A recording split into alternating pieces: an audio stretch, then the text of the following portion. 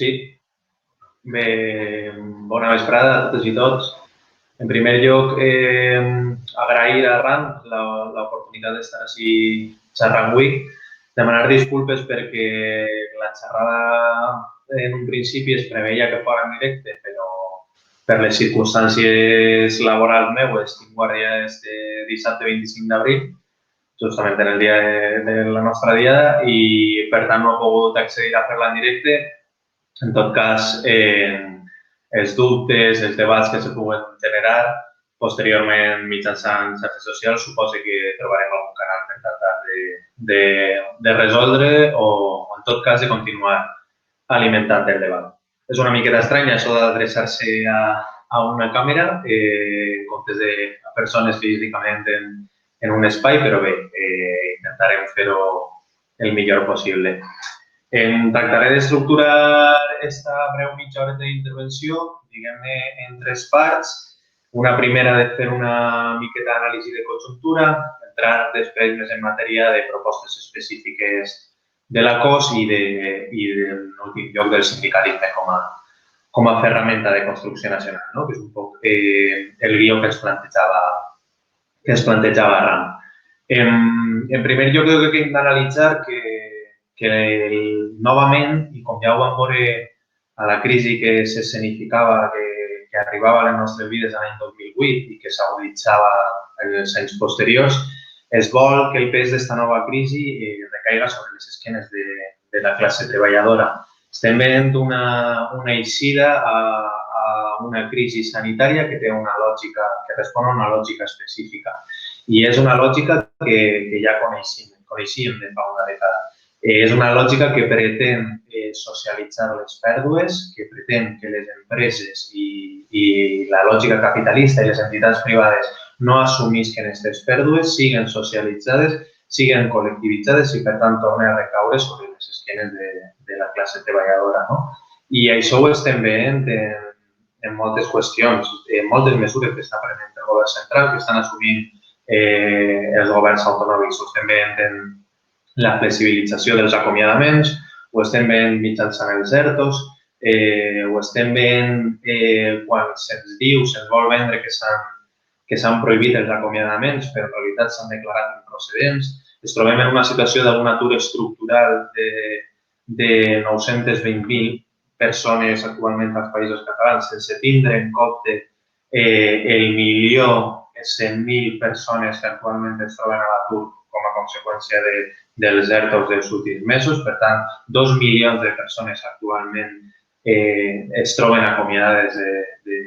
del seu lloc de feina, no tenen accés a un treball digne. Veiem, a més, que se'ns diu que se prenen mesures en forma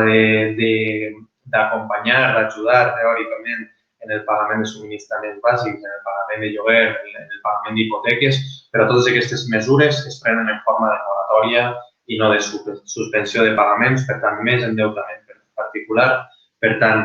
més pes que recau sobre les nostres esquenes, sobre la classe treballadora. I veiem, a més,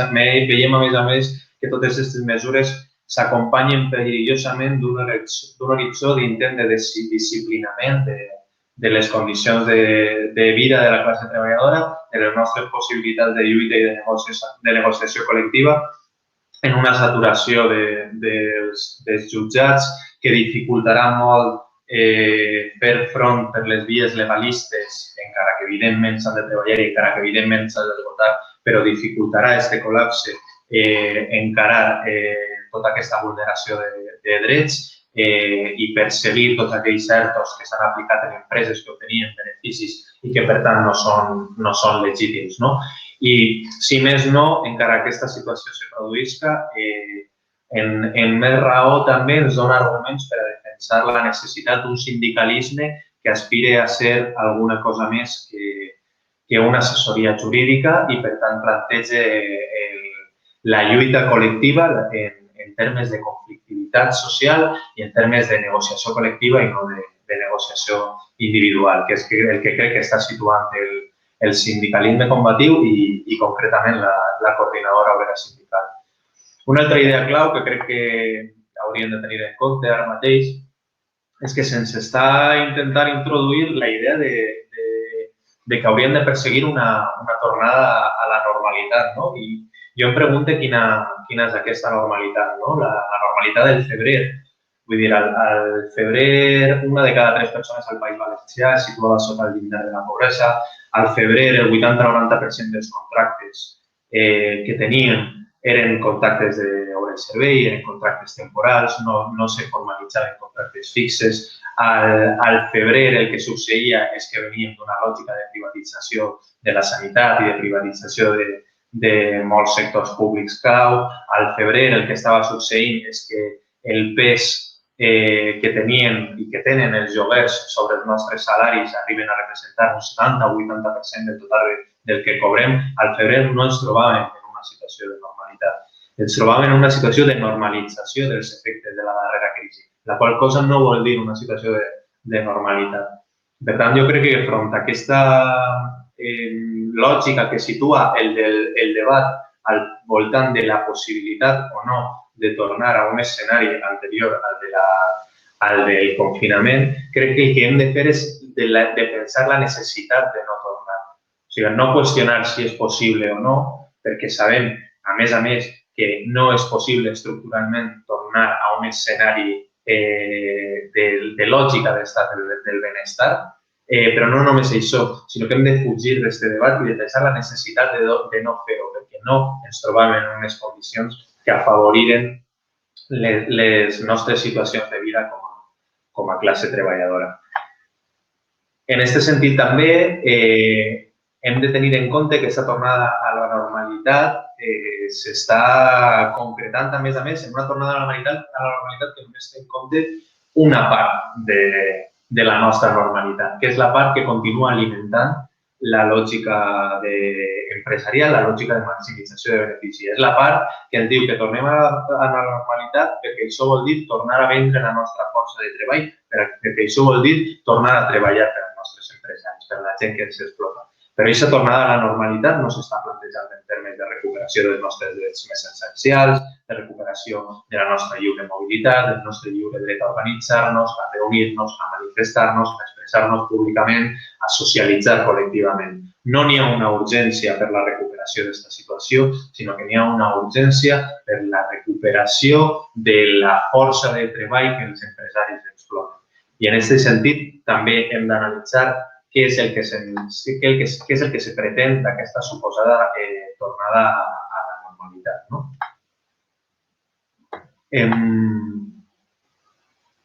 Podríem plantejar també que d'entrada és previsible que, a més, en els sectors amb menys temporalitat i rotació, els sectors que gaudien d'uns formats de contracte com a conseqüència de que han estat més organitzats i tenien unes millors condicions de treball, ara ens podem trobar en escenaris en què l'aplicació dels ERTOs impliquen una substitució d'aquesta plantilla. És a dir, empreses que intentaran convertir aquests ERTOs de personal fixe, de personal a qui han de pagar més per antiguitat, en EROs definitius per posteriorment generar formes de contractació més precàries i substitució. Novament veiem com tot un exèrcit d'aturades i aturats pressiona a la baixa radicalment les nostres condicions laborals. Però és que, a més, ens trobem en una realitat específica i és la dels països catalans. Els països catalans, al País Valencià actualment hi ha el 15% del producte interior brut està en mans del turisme, el 20% està al Principat de Catalunya, a les illes parlem d'un 35% del PIB que depèn del turisme, parlem d'un sistema econòmic fortament terciaritzat, que no disposa d'una indústria pròpia, que no disposa d'un sistema d'agricultura i agropecuari propi, sinó que, a més, aquest sistema ha estat pretesament abandonat o entregat a la lògica privada.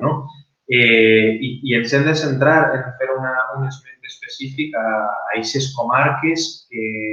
ja en aquesta teòrica normalitat al febrer es trobaven en una situació on existia una correlació directa entre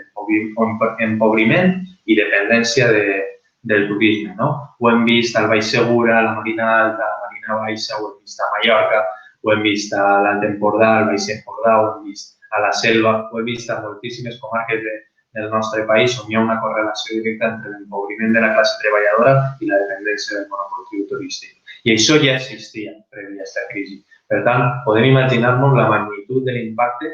que tindrà aquesta crisi en termes econòmics per a totes aquestes comarques a partir d'aquest estiu, no? I ho podem imaginar en diferents termes. Hem de pensar, en primer lloc, que la classe treballadora que està associada a aquestes faenes és una classe treballadora que treballa en unes condicions de temporalitat i de vulnerabilitat extrema. Pensem en l'hostaleria, que és un sector on habitualment es treballa sense contracte, pensem que són contractes d'això temporals, són contractes d'obra i servei i que, per tant, no podran gaudir de determinades ajudes i de determinades que s'estan fent públiques ara mateix perquè ni tan sols hauran tingut l'oportunitat de perdre un treball com a conseqüència d'aquesta crisi perquè ni tan sols hauran tingut l'oportunitat d'accedir al treball que els correspon aquest estiu com a conseqüència d'aquesta crisi. Per tant, l'eixida que se planteja aquesta crisi no tindrà sentit, almenys no tindrà un sentit afavoridor per a les nostres condicions materials de vida, sinó planteja per a aquestes comarques i per al conjunt del país que hem de construir un model productiu que recupere la indústria, que recupere el sector agropecuari i que faci front al monocultiu turístic com a forma de funcionament del nostre país i de la nostra economia. Cal dir prou a l'especulació al voltant de l'habitatge, cal dir prou a l'especulació turística i cal plantejar que si volem satisfer les nostres condicions materials de vida necessitem situar fora de la lògica de la maximització del benefici i dins de la lògica de les nostres vides, de la satisfacció de les nostres necessitats reals, tot el teixit productiu i econòmic. Això implica nacionalització d'indústria, això implica recuperació d'indústria local, això implica recuperació de l'horta, això implica una recuperació o una creació d'indústria en l'àmbit de les telecomunicacions, en l'àmbit del transport, en l'àmbit de la sobirania energètica, en l'àmbit de la sobirania industrial i productiva dins del sistema sanitari. Per tant, a més, hem d'observar que ens podem trobar en una dualitat de situacions sobre la classe treballadora. No? Per una banda, podem trobar a totes aquelles persones, a tots aquells sectors de la classe treballadora que han perdut directament la seva font d'ingressos vital, per tant, no té accés a la satisfacció de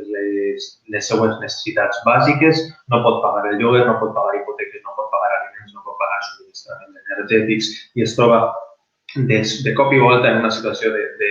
d'empobriment radical, una situació d'empobriment radical que, a més, aguditza les condicions de pobresa que ja precedien a aquesta crisi i, d'altra banda, ens trobarem un escenari on, amb més agressivitat encara, es tracta d'atacar precisament a aquells sectors de la classe treballadora que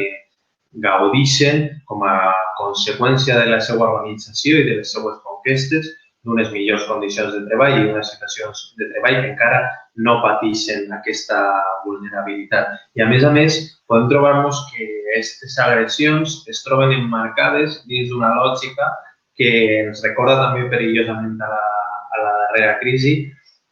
i que ens pot plantejar novament la possibilitat de que alguna persona hagi viscut o estiga vivint per damunt de les seues possibilitats, per el fet de tindre un salari digne, per el fet de cobrar 14 pagues a l'any en comptes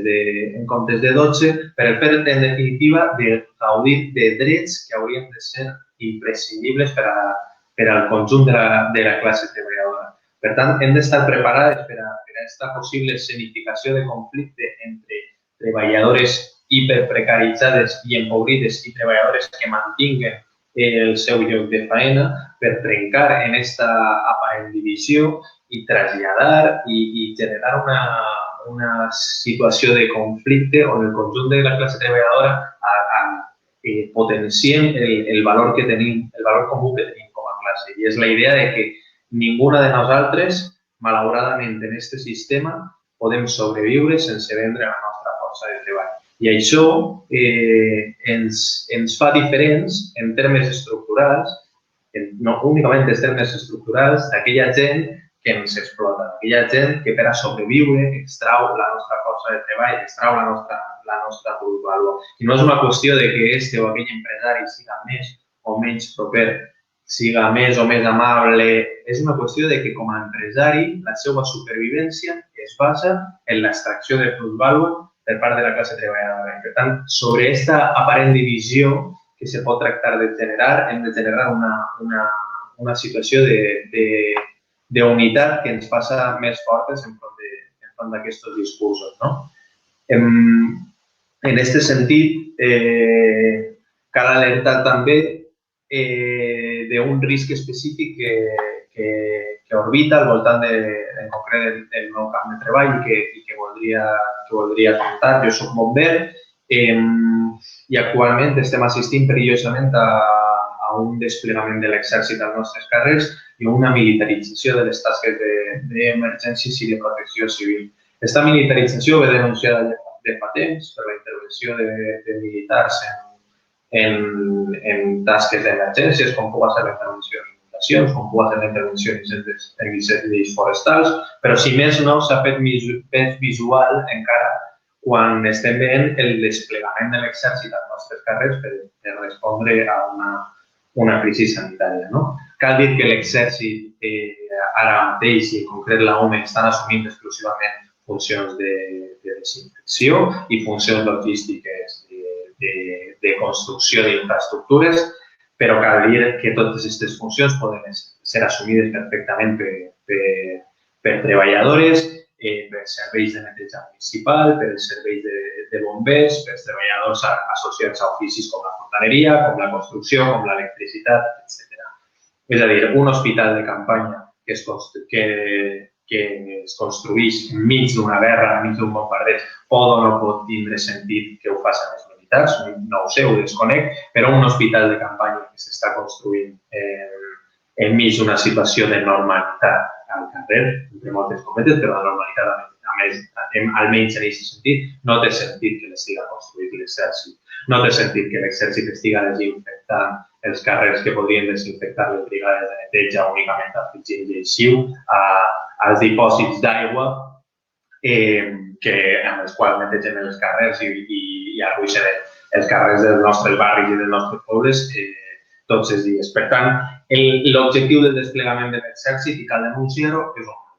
és un altre i té un doble sentit. D'una banda, pressiona a la baixa les nostres condicions de treball com a treballadores de serveis d'emergències. Cal dir que l'exèrcit no té dret a l'organització sindical, no té les mateixes condicions de treball que nosaltres i responen a una lògica completament diferent i, per tant, aquest és un primer risc de la militarització de les emergències, aquesta pressió a la baixa de les nostres condicions de treball i aquesta substitució de funcions, però és que, a més, la unitat militar d'emergències és un cavall de Troia que ha normalitzat la presència de l'exèrcit als nostres carrers, fins al punt que s'està desplegant en pobles com Vilafranca, on no n'hi ha hagut cap afectat ni cap afectada per el coronavirus. Per tant, cal entendre que el seu desplegament respon a unes altres lògiques, a unes lògiques d'imposició territorial, d'una banda, i a unes lògiques que precedeixen a un futur disciplinament de la classe treballadora i a una lògica d'aturar ara visualment, posteriorment, en la pràctica, la possible contestació social que l'aplicació de les mesures econòmiques relacionades amb la crisi sanitària de la Covid-19 s'estan desenvolupant i se puguen desenvolupar. Per entrar en la segona part, ràpidament, davant d'aquest escenari, quines són les propostes concretes que defensem des de la Coordinadora Obrera Sindical? Doncs, d'una banda, i durant el confinament hem defensat i continuem defensant que se prohibisquen tots els acomiadaments, que se prohibisquen els ERTOs, que totes les persones que no poden accedir pel confinament al seu lloc de treball se les considera en una situació assimilada a la d'accident de treball, el no pagament de la quota d'autònoms, cal tenir en compte, a més, la quantitat de sectors de la classe treballadora que se comporten, que actuen, que estan explotades com a assalariades, però que formalment el seu contracte és de falsos autònoms i que, per tant, no estan obtenint, a més, bonificació en el pagament de quotes. Creiem que sobre aquests sectors de la classe treballadora cal que no paguen la quota d'autònoms i, a més, que totes aquestes mesures, evidentment, vagin acompanyades d'altres, com la condonació del lloguer, de les hipoteques o del pagament de serveis bàsics. En aquest sentit, també cal situar, a més de la prohibició dels acomiadaments, una altra sèrie de mesures que hem de reivindicar quan tornem a eixir al carrer. Evidentment, la readmissió opcional de totes les treballadores acomiadades, que el poder, que la capacitat per a decidir l'accés al treball recaiga sobre la classe treballadora, no sobre els empresaris. Per tant, acabar amb la readmissió imposada i situar la readmissió com a un dret i com a un poder exercit per la classe treballadora. A més, cal situar la necessitat del repartiment del treball i la riquesa, de la redistribució de recursos, i això inclou també, per encarar aquesta crisi, la redistribució de la jornada laboral i, per tant, la reducció de la jornada laboral a 35 hores mantenint el mateix salari. Feia poc que celebràvem el centenari de la victòria que va representar per a la classe treballadora la consecució de la jornada laboral de 40 hores a la vaga de la canadenca, però no té cap sentit plantejar-se que 100 anys després d'aquesta victòria obrera, en una societat que des d'una perspectiva científico-tècnica ha avançat en tots els sentits, no se pugui plantejar que aquest avanç siga posat al servei de les treballadores i treballadors i que, per tant, se pugui redistribuir el temps de treball en pro de fer, a més, aquest temps de treball reduït compatible en les nostres vides, no? I ens permeta dedicar més temps a la nostra vida i a la cura de les persones que tinguem properes. A més, cal defensar la reversió de totes les privatitzacions, començant, lògicament, per el sistema sanitari, però s'ha d'anar una miqueta més enllà. No té sentit, d'una banda, plantejar-se un futur model de societat en el que se pugui continuar fent negoci de la vida, de la mort i del dret a un envelliment digne. Per tant, cal prohibir, sistemàticament, que totes aquestes esferes de treball i de producció puguen situar-se sota lògiques d'acumulació de capital i de maximització de benefici. A més, s'han de revertir totes les externalitzacions que caracteritzen a aquests i altres sectors. Estem parlant molt durant aquests últims dies de l'heroïcitat, un terme que al meu parer és molt superficial, però se parla de com d'herois són les treballadores i treballadors de la sanitat pública, les caixeres, les reponedores, les cuidadores, les treballadores socials, les transportistes. Si totes aquestes persones hem reconegut efectivament que contribuïssin d'igual manera al sosteniment de la vida i al sosteniment de la producció, no té sentit que existisca la figura de la subcontractació, de les empreses d'outsourcing i de l'externalització de serveis. Igualment necessari és per al funcionament d'un hospital l'existència de metgesses, d'infermeres, de netejadores, i hem d'anar una miqueta més enllà. Igualment necessari és, per tant, la producció del material sanitari del qual se fa ús, la qual cosa vol dir que ens hem d'introduir en unes altres lògiques que plantegen la necessitat de creació d'empreses sota control de les treballadores als països catalans que permetisquen aquesta producció del material necessari per als centres sanitaris. Tot responent a una lògica de planificació de l'economia situant la vida per damunt de la lògica del capital. I, en última instància, s'ha de plantejar també com a mesura específica la ratificació per part de l'Estat espanyol del conveni 189 de l'Organització Internacional del Treball, que defensa que les treballadores domèstiques tinguin dret a l'atur i a la cobertura de l'assegurança pública davant situacions de fallida empresarial. S'han aplicat mesures que en teoria defensen les treballadores domèstiques, però no se té en compte un sector que està absolutament feminitzat, que es treballa sense contracte i on, a més, majoritàriament desenvolupen la feina dones migrades, la qual cosa vol dir que no només que no tinguin contracte, sinó que en molts casos no disposen d'una situació de regularització. Per tant, també s'ha d'exigir la regularització no només de les treballadores domèstiques, sinó de totes les persones migrades que actualment no són considerades persones amb plenitud de drets per part d'aquest estat. En últim lloc, se'ns plantejava des d'arran la qüestió del sindicalisme com a ferramenta de construcció nacional. Jo crec que per a parlar de sindicalisme com a ferramenta de construcció nacional hem de partir de l'anàlisi d'una realitat i és la forma que hi ha una forma concreta en la que es desenvolupa el conflicte capital-treball al conjunt dels països catalans i que s'expressa per com així al nostre territori l'opressió de classe està determinada també per la forma concreta en què s'ha desenvolupat l'opressió nacional, lingüística i cultural a les nostres comarques. Per tant, no es tracta només de defensar que la nostra existència com a poble, la nostra llengua i la nostra cultura no tenen un futur dins del marc de l'estat espanyol, que també, sinó d'entendre que, a més, la realitat de la classe treballadora als països catalans, la forma concreta d'opressió que patim, està determinada per com el conflicte nacional, lingüístic i cultural ha condicionat una forma concreta d'opressió de classe. Per això té sentit la màxima fusteriana de que els països catalans seran d'esquerres o no seran, perquè dins de l'esquerra independentista com a moviment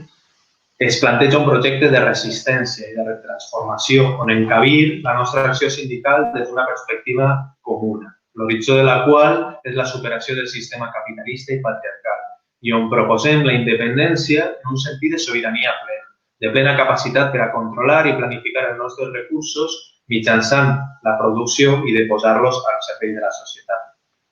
És evident que amb tot el que hem anat comentant necessitem una organització sindical que ens protegisca, una ferramenta de protecció col·lectiva que ens permeta recuperar els drets i assolir conquestes com a treballadores. Però com hem analitzat també, aquestes conquestes que podem assumir com a treballadores, que podem generar com a treballadores, no aniran en cap cas limitades a una esfera economicista exclusivament. Per tant, això fa necessari emmarcar la nostra lluita sindical, la lluita de la classe treballadora als seus centres de treball dins d'una lògica més àmplia. Per això necessitem d'un sindicalisme de ruptura, que enllaci la lluita pels nostres drets als centres de treball amb la reivindicació més ampla del dret a construir un país on viure amb dignitat, la qual cosa necessàriament implica un canvi de sistema. I bé, això és un poc el que volia plantejar en esta xerrada. Espero que ni que siga contribuïm a generar una miqueta de debat i de nou agrair a Arran que hagin possibilitat la meva presència així i res, ens veiem pront als carrers.